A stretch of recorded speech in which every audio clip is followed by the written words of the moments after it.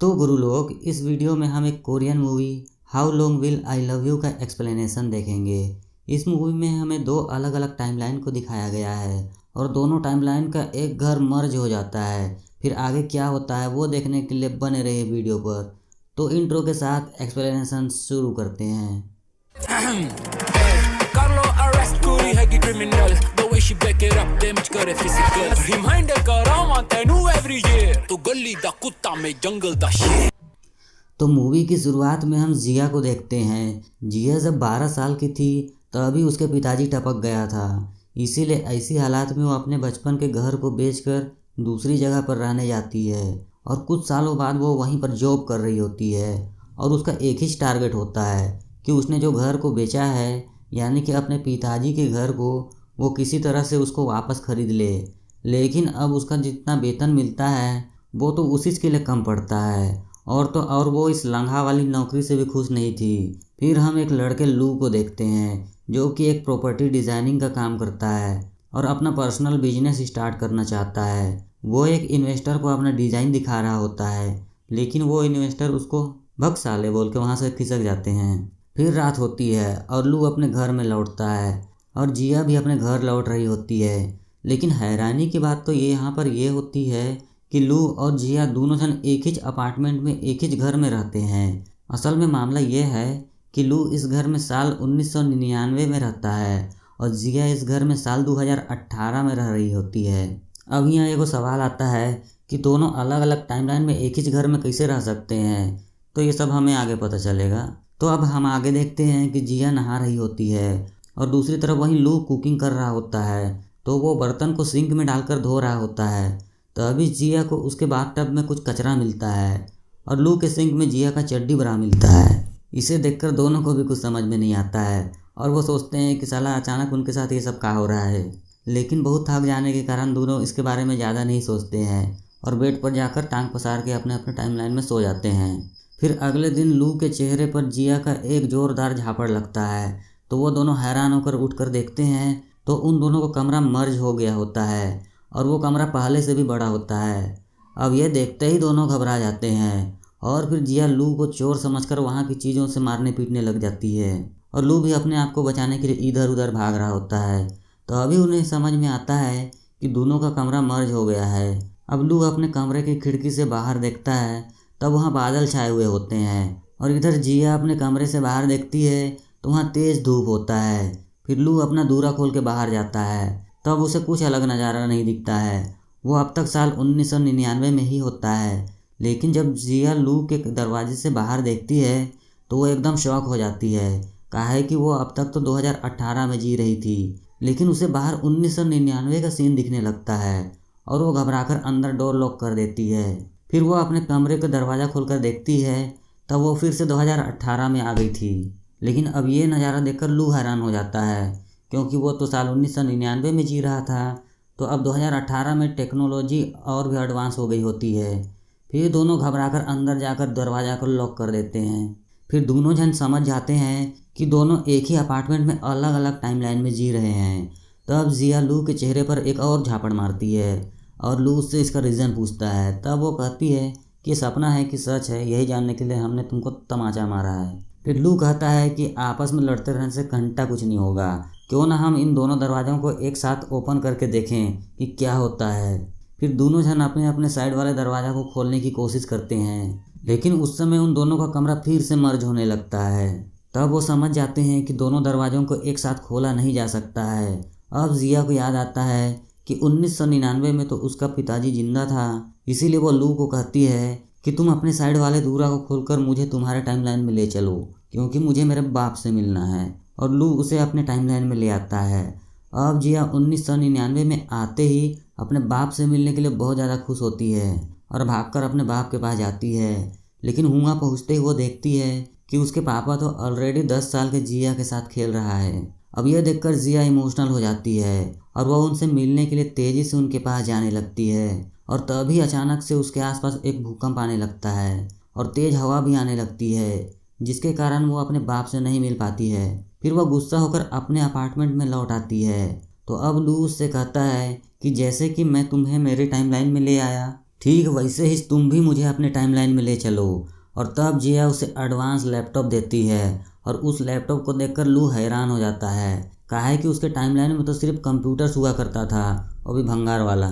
तब वो खुद को फ्यूचर में देखने के लिए उस लैपटॉप में अपना नाम टाइप करके सर्च करता है।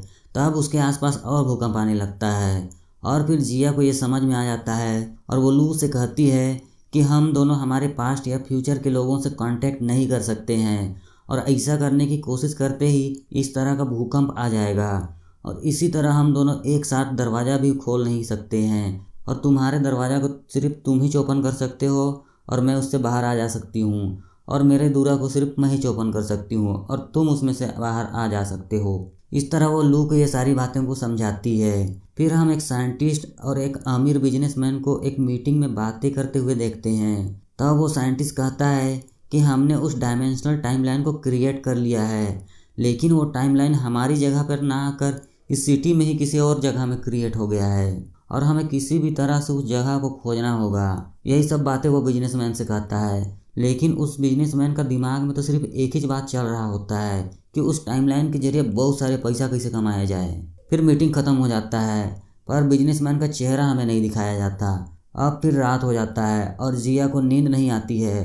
तब वो लू से कहती है कि मेरे पिताजी मुझे छोड़कर ऊपर के लिए निकल गए, इसीलिए मैं ऐसी लंघा वाली हालत में आ गई हूँ। मुझे जब भी उनकी याद आती है तब मैं उनकी कार की चाबी को देखती रहती हूँ और लोन ना चुकाने की वजह से मेरे बचपन का घर भी मेरे हाथ से निकल गया है, लेकिन मैं उस घर को किसी भी हालत में वापस खरीद के ही रहूँगी। अब इस तरह से वो इमोशनल होकर बातें करती है। फिर तो सुबह हो जाती है और दोनों ही अपने टाइमलाइन में अपने ऑफिस के लिए निकल जाते हैं। असल में जिया को एक अमीर आदमी से शादी करना होता है और इतने ही नहीं, उसका एक कंडीशन भी होता है कि उससे शादी करने वाला आदमी अगर उसका घर को वापस खरीद के उसको देता है तब वो उससे शादी करेगी। और इसी कंडीशन के साथ वो कई लोगों के साथ डेट भी करती है, लेकिन उसकी इस कंडीशन को घंटा कोई नहीं मानता है। और ऐसे ही चलते चलते उसे एक दिन एक अमीर आदमी मिल जाता है जो कि उसकी कंडीशन के लिए राज़ी हो जाता है, लेकिन वह उससे उम्र में बहुत ही ज़्यादा बड़ा लग रहा होता है और वो उससे बातें भी बड़े अजीबोगरीब तरीके से कर रहा होता है। लेकिन अमीर होने की वजह से जिया भी उससे शादी करने के लिए राज़ी हो जाती है। अब इसे कहते हैं गोल्ड डिगर लौंडिया। फिर वो रईस का मुर्गा कहता है कि कुछ समय में मैं तुम्हारे घर को खरीदे चलूँगा, पर उस घर के ऊपर हम दोनों के नाम का नेम प्लेट लगाना होगा और उसके लिए मुझे कुछ पैसे लगेंगे और मैं ऐसे छोटे मोटे खर्चे के लिए अपने पास कैश नहीं रखता बाबा, इसीलिए अगर तुम्हारे पास कुछ पैसा है तो मुझे दे देगा। और उसकी बातों में आकर जिया उसके लिए एटीएम से पैसा निकाल कर दे देती है। फिर वो कहता है कि मैं पानी की बोतल खरीद के आता हूँ, यहीं से बैठे रहो। लेकिन बहुत देर हो जाता है और वो आपसे नहीं लौटता है और तब जिया को पता चलता है कि वो असल में वो एक चोर था और चूतिया बना के निकल लिया है। फिर वो बहुत उदास हो जाती है और पुलिस आकर इन्वेस्टिगेशन करने लगती है। तब तक जिया बैंक के बाहर ही बैठे रहती है। यहाँ लू अपने ऑफिस के रेस्टरूम के अंदर बैठकर दारू पी रहा होता है। तब उस रेस्टरूम में उस कंपनी का ओनर और उसका मैनेजर जूनी और उसके साथ एक और एम्प्लॉई, ऐसे ही 3 लोग आते हैं। तब उस कंपनी का मालिक कहता है कि हमें आगे चलकर और भी बिजनेस को स्टार्ट करना है और इसके लिए मेरे पास बहुत सारा आइडिया है। और ये कहकर वो वहाँ से निकल जाता है। उसके जाते ही मैनेजर उस एम्प्लॉई से कहता है कि हम उस मालिक को धोखा देकर उसके सारे पैसा को चुरा लेंगे और फिर उसे हम बैंक में लोन में फंसा देंगे। और इस तरह से उस एम्प्लॉई को अपने प्लान को बता देता है। तब हम बाथरूम में देखते हैं कि लू जहाँ पर कुछ गिरा देता है, जिसकी आवाज़ सुनकर मैनेजर भी समझ जाता है कि किसी न किसी ने उसका प्लान तो ज़रूर सुन लिया है। फिर वो बाथरूम के पास जाकर नीचे झुक के देखता है और फिर लू के पैर को पकड़ कर खींच लेता है और उसको बाहर निकालता है। फिर लू को देखते ही वो कहता है कि बाबू, तुम्हें कोई बिजनेस स्टार्ट करने के लिए पैसा की ज़रूरत था ना, उसके लिए मैं तुम्हें बैंक से लोन पास करके दिलवा दूंगा, लेकिन तुमने यहाँ पर जो भी बात को सुना है किसी को कुछ मत बताना। तो लू भी कहता है ठीक है, मैं सोच के बताता हूँ। फिर थोड़ी देर बाद मैनेजर लू को अपने केबिन में बुलाता है और कहता है कि बाबू, ऐसा है कि तुमने सिर्फ बातें ही तो सुनी है, तुम्हारे पास कोई सबूत तो है नहीं, तो काहे के लिए मैं तुम्हारा लोन पास करवाऊँ। और तुमने छुपकर हमारी बातों को सुना है तो अपना बोरिया बिस्तर पकड़ो और निकल जाओ इस कंपनी से। और ऐसा कह के वो उसे नौकरी से निकाल देता है। इस पर लू उससे कई बार रिक्वेस्ट भी करता है और कहता है कि मैं इस बात को किसी को नहीं बताऊंगा, पर प्लीज़ नौकरी से तो मत निकालिए सर। लेकिन मैनेजर उसकी बातों को इग्नोर कर देता है और उसे नौकरी से निकाल ही देता है। इधर जिया जो कि एक ज्वेलरी शॉप में काम कर रही होती है, तब वहाँ पर उसकी एक दोस्त आती है और कई सालों बाद मिलकर वे काफ़ी खुशी से बातें करने लगते हैं। और उसकी जो दोस्त होती है उसने एक अमीर मुर्गा को फंसाकर शादी कर ली होती है और ये बात को वो जिया को भी बताती है। तब जिया भी उससे कहती है कि मैडम ऐसा है, हमारा डौका भी बहुत अमीर है और वो हमेशा बिजी रहता है, और इस तरह से वो उसे झूठ कह देती है। तब उसकी दोस्त उससे कहती है कि आज रात को तुम अपने हस्बैंड को लेकर इसी एड्रेस में आ जाओ, हम साथ में डिनर करेंगे और मैं भी अपने डौका को लेकर आ जाऊंगी। और ये कहकर वो वहाँ से निकल जाती है। और अब जिया एक बड़ी प्रॉब्लम में फंस गई थी। झूठ कहने के कारण अब उसे समझ में नहीं आ रहा था कि वो इस सिचुएशन को कैसे हैंडल करे। तब उसे एक आइडिया आता है। वो लू को अपना पति होने का एक्टिंग करने का रिक्वेस्ट करती है और उसके लिए वो एक कोट को रेंट पर ले लेती है और लू को उससे पहनने के लिए कहती है। फिर वो लू को इस तरीके से रेडी करती है जैसे कि वो बहुत ही ज़्यादा अमीर है।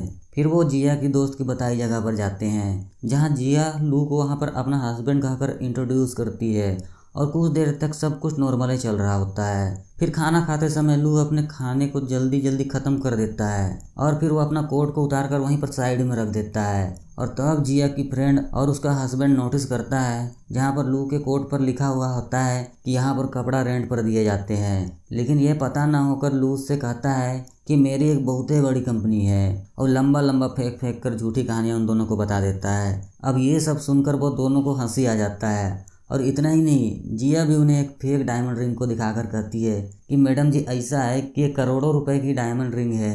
और तभी उसका नकली डायमंड उस रिंग से निकल कर गिर जाता है और पूरी तरह से गंदा हो जाता है। और यह सब देखकर जिया की दोस्त और उसका पति हंसने लगते हैं और इससे जिया बहुत ज़्यादा शर्मिंदा हो जाती है और फिर वो घर लौट जाती है। और इस घटना को सोच सोच कर जिया लू के सामने बहुत ही रोती है। तब टीवी में कोई लॉटरी टिकट का शो चल रहा होता है और उस शो को देखते ही वो दोनों लॉटरी टिकट खरीदकर अमीर बनने का सपना देखते हैं और वे असल में कौन सा लॉटरी नंबर जीतेगा इसका पता लगाते हैं। और फिर अगले दिन ही लू के टाइमलाइन में यानी कि 1999 में जाकर तुरंत उस लॉटरी नंबर वाले टिकट को खरीद लेते हैं। अब क्योंकि दोनों को पता चल गया होता है कि उनकी लॉटरी ही विन करेगी। अब इस दौरान जिया लू को अपने टाइमलाइन में ले आती है और दोनों बहुत एंजॉय करते हैं, खूब दारू वारू पीते हैं। तब उस रेस्टोरेंट का स्टाफ उनसे आकर उस दारू का पैसा मांगता है। तब जिया कहती है कि मेरे पास तो पैसा है ही नहीं है, इसीलिए तुम मेरा पर्स रख लो। ये कोई नॉर्मल पर्स नहीं है बल्कि बहुत ज़्यादा कीमती है और कल मैं आकर तुम्हें पैसे देकर ये पर्स वापस ले जाऊंगी। अब अगले दिन सुबह होते ही दोनों उठकर लॉटरी टिकट के रिजल्ट को जानने के लिए बड़े ही बेताब होते हैं और होता भी उसने है, उनका ही लॉटरी लग जाता है। पर फिर अचानक से उनका लॉटरी टिकट से नंबर गायब होने लग जाता है और दोनों बहुत ही ज़्यादा उदास हो जाते हैं। फिर उन्हें समझ में आ जाता है कि वो फ्यूचर को चेंज नहीं कर सकते हैं। और तब अगले दिन जिया उस रेस्टोरेंट में जाकर अपना पर्स को वापस मांगती है। तब वो स्टाफ मना कर देता है और कहता है पहले पैसा दो उसके बाद पर्स लो, नहीं तो निकल लो। लेकिन अब उसके पास तो पैसा होता नहीं है। तब फिर वे गुस्से में घर लौट ही रहे होते हैं, तभी वे एक बड़े से स्क्रीन पर लू को देखते हैं। असल में वो लू 2018 का रहने वाला है और फ्यूचर में एक अमीर बिजनेसमैन बन गया होता है और अब वो मीडिया पर इंटरव्यू देने के लिए आया होता है। लू उसे देखकर हैरान हो जाता है और सोचता है कि मैं फ्यूचर में ऐसा कैसे बन गया। फिर दोनों जहाँ फ्यूचर में लू इंटरव्यू दे रहा होता है उस जगह पर पहुँच जाते हैं। वहाँ जाकर जब वे लू के पास जाने की कोशिश करते हैं तब वहाँ पर फिर से अर्थक्वेक आता है और वो प्रोग्राम भी कैंसिल हो जाता है। तब फ्यूचर वाले लू को ऐसा लगता है कि वो पहले कहीं पर तो जिया से मिला है और फिर उससे जुड़ी हुई बातें उसे याद आने लगती है। और इधर लू फिसल कर नीचे गिर जाता है और उसके हाथ में चोट लग जाता है। तब फ्यूचर लू के हाथ पर भी वही चोट आ जाता है और इससे ये पता चलता है कि पास्ट वाला लू जो भी करता है वो फ्यूचर वाले लू को भी इफेक्ट करेगा। और पहले की मीटिंग के सीन में जिस बिजनेसमैन को हमें दिखाया गया था वो कोई और नहीं बल्कि फ्यूचर लू था और उसके साथ जो साइंटिस्ट बातें कर रहा था वो मैनेजर है जिसने 1999 में लू को नौकरी से निकाल दिया था। अब मैनेजर फ्यूचर लू से कहता है कि 1999 का लू अपने टाइमलाइन में ना होकर जिया के टाइमलाइन में आ गया है और इसीलिए आपको ऐसी मेमोरीज भी आती रहेंगी और ये सब बातें आप पर भारी पड़ सकती है। इधर अगले दिन पास्ट वाला लू अपने ऑफिस में जाकर मैनेजर से मिलता है और कहता है कि अबे तुम मुझे नौकरी से कहाँ निकालोगे, ले मैं खुद ही नौकरी छोड़ रहा हूँ। और ये कहकर वो रिज़ाइन वाला लेटर देकर चला जाता है। फिर इधर फ्यूचर का लू जिया की ज्वेलरी शॉप में आकर उसे डेट पर चलने के लिए अपने कार में लेने के लिए आता है और जिया चल भी जाती है। लेकिन वो जितना खुश 1999 वाले लू के साथ थी उतना खुशी उसे इस फ्यूचर वाले लू के साथ रहने पर नहीं मिलता है। और फ्यूचर लू उसे महंगा सा रेस्टोरेंट में लेकर जाता है, लेकिन फिर भी जिया कुछ तो मिस कर रही होती है। डिनर करते समय फ्यूचर लू उससे कहता है कि मुझे पता है कि तुम 1999 वाले लू के साथ रह रही हो, लेकिन अब तुम मेरे पास्ट के साथ मत रहो, काहे कि इससे मेरा फ्यूचर इफेक्ट हो सकता है और मैं किसी टारगेट के साथ आगे बढ़ रहा हूँ, लेकिन उसमें तुम्हारी वजह से मुझे कई प्रॉब्लम आ सकती है और तुम्हारे बचपन का घर मैं तुमको वापस कर दूंगा, लेकिन इसके बदले में तुम्हें 1999 वाले लू को छोड़कर उससे दूर जाना होगा। अब ये सुनकर और कोई रास्ता ना होने के कारण जिया भी इस बात के लिए मान जाती है, लेकिन वो उस घर के लिए नहीं, ना ही किसी पैसा की वजह से, बल्कि वो लू के फ्यूचर में कोई प्रॉब्लम ना हो ये सोचकर हाँ कर देती है। फिर जिया घर आते ही लू से कहती है कि मुझे एक बढ़िया सा जगह में नौकरी मिल गया है, इसीलिए मैं यहाँ से निकल रही हूँ। और अगले दिन सुबह होते ही वो अपना सामान लेकर उस अपार्टमेंट से बाहर निकल जाती है और वो लू को छोड़कर जाने के बारे में सोचकर ही रोने लग जाती है। पर जिया ने अपने टाइमलाइन में जाते समय उसके दरवाज़ा को लॉक नहीं किया होता है और वो जर्रा सा खुला रह जाता है और इससे लू भी नोटिस कर लेता है। और अब लू जिया की हेल्प के बिना ही उस टाइमलाइन में बड़ी आसानी से जा आ सकता है। इधर लू के टाइमलाइन में उसका मालिक बेहोश हो जाता है। फिर मैनेजर घबराकर उसे और दारू पिलाने लगता है। असल में उसका प्लान ये होता है कि उसको दारू पिला पिलाकर नशे में ही मार दे, ताकि ये लोग ये समझेंगे कि वो एक एक्सीडेंट में निपट गया है। फिर हमें जिया की टाइमलाइन को दिखाते हैं और वो काफ़ी सालों बाद अपने बचपन के घर में लौटी होती है। तब जिया ने जिस पर्स को एक रेस्टोरेंट के स्टाफ को दे दिया था, उस पर्स को लेकर फ्यूचर का लू उसको आकर दे देता है। और तब जिया नोटिस करती है कि लू के कोट पर रेंट वाले शॉप का स्टिकर लगा होता है और ये देखते ही वो समझ लेती है कि वो फ्यूचर का लू नहीं है बल्कि 1999 वाला लू है। और फिर वो दोनों किस करने लगते हैं और जिया उससे कहती है कि हमारा साथ होना तुम्हारे फ्यूचर के लिए बिल्कुल अच्छा नहीं होगा, इसीलिए आगे से तुम मुझे कभी मिलने की बात मत करना। और उसको ऐसा कहकर भेज देती है। फिर दोनों ही रोने लगते हैं और लू दुखी होकर अपने अपार्टमेंट में लौट जाता है। तब उसे मैनेजर फ़ोन करके अर्जेंटली एक ब्रिज के पास पहुँचने के लिए कहता है। तो लू को तो समझ में नहीं आता है कि नौकरी छोड़ देने के बाद भी मैनेजर उसे काहे के लिए बुला रहा है। असल में मैनेजर लू को इसीलिए बुलाया होता है क्योंकि उसे मालिक को मारने के लिए उसकी मदद की ज़रूरत थी। तो वो उससे कहता है कि हम इसे मार देंगे, लेकिन ये एक एक्सीडेंट लगना चाहिए। पर लू को ऐसा नहीं करना होता है और वह मैनेजर को लाख समझाता है कि ऐसा मत करो, ऐसा करना गलत है, पर मैनेजर उसकी बातों को इग्नोर कर देता है। तब यहाँ पर लू का दिमाग चलता है कि 1999 में फ्यूचर लू और मैनेजर ने मिलकर उस मालिक को टपका दिया था और इसी वजह से शायद लू को एक बड़ी पोस्ट मिली थी और इस तरह से वो इतना अमीर बन गया था। और ये सारी बातें लू समझ लेता है और तब लू उस कार की चेन को नोटिस करता है और ये वही की चेन होता है जिसे देखकर जिया अपने पिताजी को याद करके रोआ करती थी, यानी कि वो मालिक ही जिया का बाप है। अब ये समझते ही लू सोचता है कि फ्यूचर लू ने जो मिस्टेक किया है उसे मैं ही ठीक करूँगा। फिर वो जाकर मैनेजर को रोकता है और उस मालिक को बचा लेता है और ऐसा करने पर फ्यूचर लू गायब हो जाता है और जिया को अपना बाप वापस मिल जाता है। और फिर वो बचपन से ही अपने पिताजी के साथ टाइम स्पेंड करने लगती है। अब टाइम पास्ट में जाने से वहाँ सब कुछ बदलने लगता है और लू सभी को बदलते हुए देखता है और तब वो जिया से मिलने के लिए उसके अपार्टमेंट की तरफ भागता है और फिर दोनों एक दूसरे से मिलने के लिए भागकर आते हैं और फिर दोनों एक जगह पर मिलते हैं। तब जिया धीरे धीरे गायब होने लगती है। तब लू उससे कहता है कि मैंने सब कुछ ठीक कर दिया है, अब तुम गायब हो जाओगी और तुम्हारे पिताजी भी तुम्हें वापस मिल जाएंगे, पर तुम मुझसे उम्र में 7 साल छोटी होगी। तुम मुझे नहीं जानती होगी, लेकिन मैं तुम्हें अच्छी तरह से जानता हूँ। मैं तुम्हारा साथ कभी नहीं छोड़ूंगा और मैं तुमसे मिलने ज़रूर आऊँगा। और ऐसा कहते ही जिया गायब हो जाती है। अब 8 साल बाद का सीन हमें दिखाया जाता है, जहाँ अपनी पसंद की कोई म्यूजिक सुनकर जिया म्यूजिक की तरफ अट्रैक्ट होकर चली आ रही होती है और वहाँ आते समय लू उसे देख लेता है और लू उसके पास आने लगता है। तब पास आते ही जिया उसे खींच के एक लात मारती है और गुस्से से पूछती है कि क्या तुम चोर हो, इस तरह से मेरे पास काहे के लिए आ रहे हो। और इस समय लू सोचने लगता है कि क्या फिर से हमें इस प्यार को लड़ाई से शुरुआत करना पड़ेगा। और दोस्तों इसी के साथ ये मूवी यहीं पर ख़त्म हो जाता है। और आज की वीडियो में सिर्फ इतना ही। आशा करता हूँ यारों कि आपको ये एक्सप्लेनेशन पसंद आया होगा। अगर हाँ तो प्लीज़ इस वीडियो को लाइक और चैनल को सब्सक्राइब कर दीजिए। मैं मिलता हूँ आपसे किसी नेक्स्ट एक्सप्लेनेशन वीडियो पर, तब तक के लिए बाय। कुड़ी हैगी criminal the way she back it up damage करे फिजिकल रिमाइंडर करावां तैनू एवरी ईयर तू गली दा कुत्ता में जंगल दा शेर।